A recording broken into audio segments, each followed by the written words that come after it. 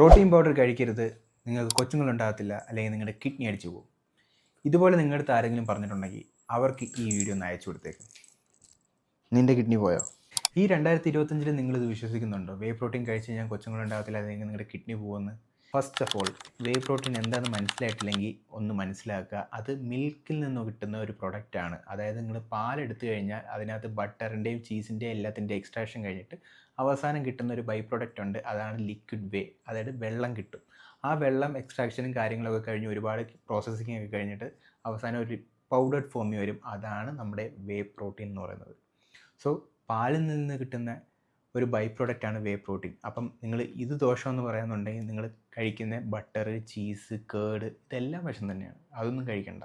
നിങ്ങളുടെ കുട്ടികൾക്ക് നിങ്ങൾ ബൂസ്റ്റും ഹോർലിക്സും കോംപ്ലാനും ഒക്കെ വാങ്ങിച്ചു കൊടുത്തിട്ട് അത് ഹെൽത്തിയാണെന്ന് പറഞ്ഞ് പിള്ളേർ കൊടുത്തിട്ടുണ്ടെങ്കിൽ എനിക്ക് ഇതിൽ കൂടുതലൊന്നും പറയാനില്ല. അതേപോലെ തന്നെ ഫാസ്റ്റായിട്ട് ഫാറ്റ് ലോസ് ചെയ്യാൻ വേണ്ടി അല്ലെങ്കിൽ വെയിറ്റ് മാനേജ്മെൻറ്റ് ചെയ്യാൻ വേണ്ടി നിങ്ങൾ ഹെർബൽ ലൈഫ് പോലത്തെ പ്രോഡക്റ്റ് ഉപയോഗിച്ചിട്ടുണ്ടെങ്കിൽ നിങ്ങളോടും എനിക്കൊന്നും പറയാനില്ല.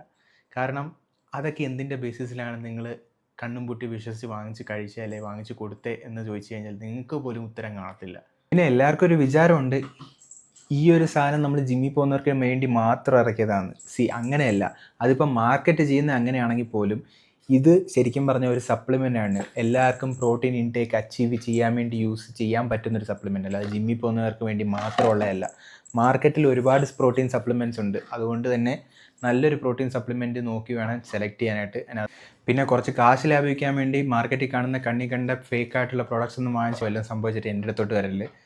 ഞാൻ പറയുന്നത് ജെന്യൂൻ ആയിട്ടുള്ള പ്രൊഡക്റ്റിൽ ഇൻവെസ്റ്റ് ചെയ്യുക. കുറച്ച് കാശായാലും കുഴപ്പമില്ല, നിങ്ങളുടെ ഹെൽത്താണ് ഇമ്പോർട്ടൻറ്റ്.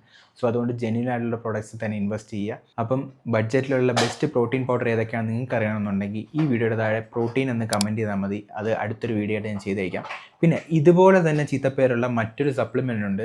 ഏതാണെന്ന് നിങ്ങൾക്ക് മനസ്സിലായോ? സോ നമ്മുടെ അടുത്ത വീഡിയോ അതിനെക്കുറിച്ചായിരിക്കും.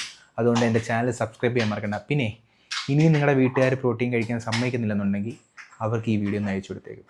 പിന്നെ ചാനൽ സബ്സ്ക്രൈബ് ചെയ്തേക്കും. ബൈ.